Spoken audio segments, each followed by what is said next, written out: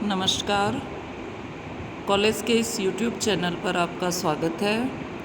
Last video में हमने पुनर्जागरण की कला के क्षेत्र में क्या भूमिका रही, क्या विशेषताएं थी, इसका अध्ययन किया था। आज हम पुनर्जागरण विज्ञान के क्षेत्र में क्या डेवलपमेंट हुए, इसका अध्ययन करेंगे। पुनर्जागरण काल में विज्ञान के क्षेत्र में अभूतपूर्व प्रगति हुई, जिसके कई कारण भी थे। जैसे फर्स्ट कारण जो था वो था प्रोटेस्टेंट धर्म ने मनुष्य को धार्मिक नियंत्रण से मुक्त कर स्वतंत्र रूप से विचार करने का अवसर प्रदान किया। धर्म सुधार आंदोलन से पहले ज़्यादातर कैथोलिक धर्म चलता था यूरोप के अंदर। यह धर्म जो था इसने मानव को रूढ़िवादी बना दिया था, बहुत स्वतंत्र विचार करने की अनुमति नहीं देता था। इसी के विरोध में जब प्रोटेस्टेंट धर्म, ईसाई धर्म की ये एक शाखा है, इसका उदय हुआ तो इसने स्वतंत्र रूप से विचार करने का अवसर प्रदान किया और अपेक्षाकृत धार्मिक नियंत्रण से, जो चर्च का धार्मिक आधिपत्य था, उससे उन्हें मुक्ति दी। तो मनुष्य जो है वह धर्म से दूर होकर लौकिक जीवन के बारे में सोचने लगा और हर बात को तर्क के अनुसार सोचने लगा। इसी तरह से इसका जो सेकंड रीज़न है वो है मानववाद से बौद्धिक विकास हुआ। मानववाद मनुष्य को सेंटर में रखकर सोचना, बुद्धि से कार्य लेना, अर्थात आपके ऊपर अब कोई प्रेशर नहीं है, धर्म का कोई भी प्रेशर नहीं है। मध्यकाल में मनुष्य के ऊपर धर्म का बहुत ज़्यादा प्रेशर होता था। इस वजह से जो कार्य करने की क्षमता थी वह कम स्वतंत्र थी। अब मनुष्य पहले से अधिक स्वतंत्र हुआ तो तरह तरह के विचार उसके मस्तिष्क में आए, मनुष्य का बौद्धिक विकास होने लगा। तीसरा जो रीज़न है वो है दार्शनिकों की विचार प्रणाली में परिवर्तन हुआ और वे भविष्य के विकास में सोचने लगे, यानी कि भविष्य का विकास कैसे हो, इस बारे में भी सोचने लगे। फोर्थ रीज़न है नए देशों की खोज से नवीन वस्तुओं तथा देशों को जानने का आग्रह बढ़ा। बहुत भौगोलिक खोजें इस समय पे होने लगी थी। नए नए मार्ग, देशों की इन्वेंटेशन, जैसे कि हमने देखा क्रिस्टोफर कोलंबस अमेरिका महाद्वीप की खोज की। उसी तरह से वास्को डी गामा ने भारत के लिए एक नए रास्ते की खोज की, जो अफ्रीका महाद्वीप का चक्कर लगाते हुए था, अटलांटिक महासागर से होते हुए। तो ये जो खोज के साथ एक दूसरे देश में आना जाना हुआ, उससे हमें नए विचार मिले, नई चीज़ें मिली जानने को, जैसे कि दिशा सूचक यंत्र ये मिला। कई नई चीज़ों को यूरोप में पहुंची। फिफ्थ जो रीज़न है वो है पुनर्जागरण काल के लोग प्राचीन विद्वानों के कथन में अंधविश्वास रखकर उसके आचरण करने के पुराने ढंग से संतुष्ट नहीं हुए और वे सभी समस्याओं को उनके प्रत्येक कथन को तर्क की कसौटी पर कसने लगे, यानी कि हर बात को अंधविश्वास समेत उसे स्वीकार नहीं कर लेते थे, उसे तर्क पर रखा जाने लगा और इससे ही विज्ञान की उन्नति संभव हुई। विज्ञान की उन्नति के फलस्वरूप बहुत से आविष्कार हुए और नए नए सिद्धांत सामने आए। तो फर्स्ट जो है वो है टॉलेमी एक भूगोलवेता था जिसने एक सिद्धांत दिया था, जियोसेंट्रिक सिद्धांत। अर्थात पृथ्वी जो है वह सौर मंडल के केंद्र में है और बाकी सभी अर्थात सूर्य भी उसके चारों तरफ घूमता है। तो इस सिद्धांत को काटा कोपरनिकस ने। टॉलेमी के जियोसेंट्रिक सिद्धांत कि कोपरनिकस ने असत्य सिद्ध किया और उसने बताया कि पृथ्वी एक उपग्रह है तथा सूर्य के चारों ओर घूमती है।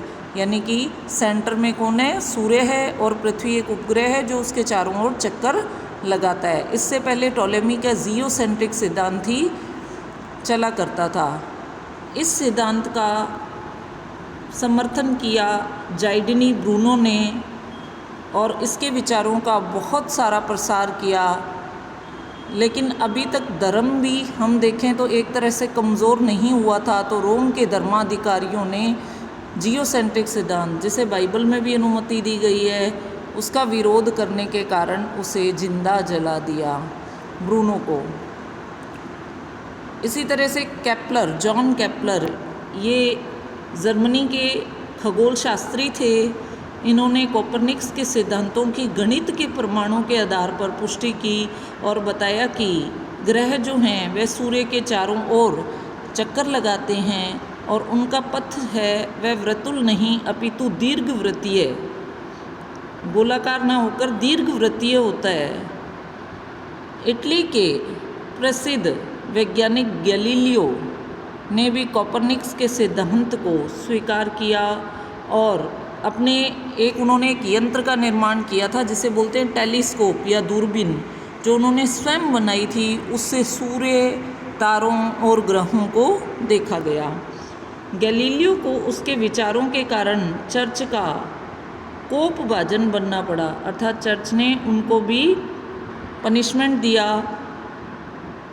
गैलीलियो ने अरस्तु के सिद्धांत के विपरीत यह भी सिद्ध किया कि गिरते हुए पिंडों की गति उनके भार पर नहीं अपितु उनकी दूरी पर निर्भर करती है। अर्थात कोई उल्का पिंड है जो वो टूटकर नीचे आ रहा है तो उनकी जो गति है वो उनकी भार पर नहीं, उनके वज़न पर नहीं अपितु उनकी दूरी पर निर्भर करती है। इसी युग में एक अन्य इंग्लैंड के महान वैज्ञानिक एवं गणितज्ञ थे आइजक न्यूटन, जिन्होंने गुरुत्वाकर्षण का सिद्धांत प्रतिपादित किया और खगोल विज्ञान को काफ़ी हद तक प्रभावित किया। उन्होंने सिद्ध किया कि प्रत्येक वस्तु पृथ्वी की आकर्षण शक्ति के कारण ऊपर से पृथ्वी की ओर खींचती है। अर्थात कोई भी वस्तु है उसको पृथ्वी अपने गुरुत्वाकर्षण बल के कारण अपनी ओर खींचती है। अब यह स्पष्ट होने लगा कि विश्व कोई देवयोग या आकस्मिक घटना नहीं है अपितु यह सुव्यवस्थित नियमों के अनुसार चल रही है। इस युग में खगोल विज्ञान के अतिरिक्त चिकित्सा, रसायन, भौतिक शास्त्र, गणित शास्त्र के क्षेत्र में भी अभूतपूर्व उन्नति हुई।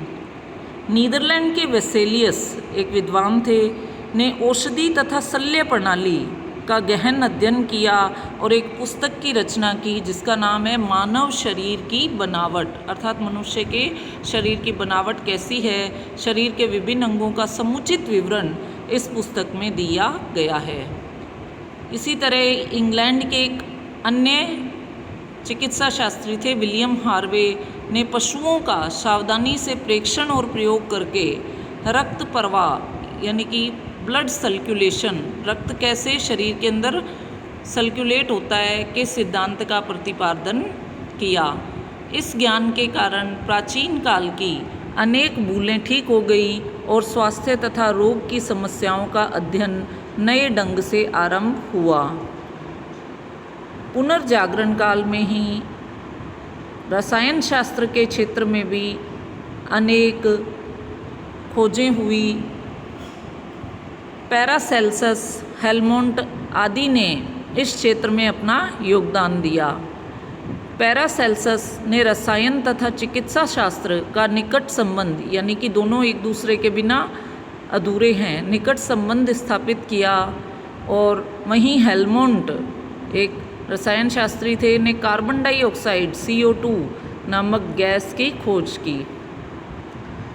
भौतिकी के अगर क्षेत्र में देखें तो गिलबर्ट ने चुंबकीय गुणधर्म अर्थात मैग्नेटिक प्रॉपर्टीज़ को समझने की दिशा में अनेक अध्ययन एवं प्रयोग किए। इससे विद्युत शक्ति, विद्युत कैसे विद्युत शक्ति की खोज का मार्ग प्रशस्त हुआ। विद्युत कैसे सर्कुलेट होती है। गैलीलियो ने भौतिक शास्त्र के क्षेत्र में भी योगदान दिया। उसने पेंडुलम के सिद्धांत, घड़ी का जो पेंडुलम होता है उसके सिद्धांत का आविष्कार किया, जिससे आजकल की घड़ियों का निर्माण संभव हुआ। यह तत्कालीन पेंडुलम है जो गैलीलियो ने दिया था, 15वीं शताब्दी का पेंडुलम। इसका आविष्कारक गैलीलियो था। गैलीलियो ने ही वायुमापक यंत्र का भी आविष्कार किया। इस युग के आविष्कारों ने नव युग की आधारशिला रखी तथा मनुष्य के जीवन को बेहतर एवं उन्नत बनाने की दिशा में पहल की। आपका पुनर्जागरण विज्ञान के क्षेत्र में टॉपिक कंप्लीट है। पुनर्जागरण के ऑलमोस्ट सभी टॉपिक हो चुके हैं। नेक्स्ट वीडियो में हम न्यू टॉपिक करेंगे। Thank you.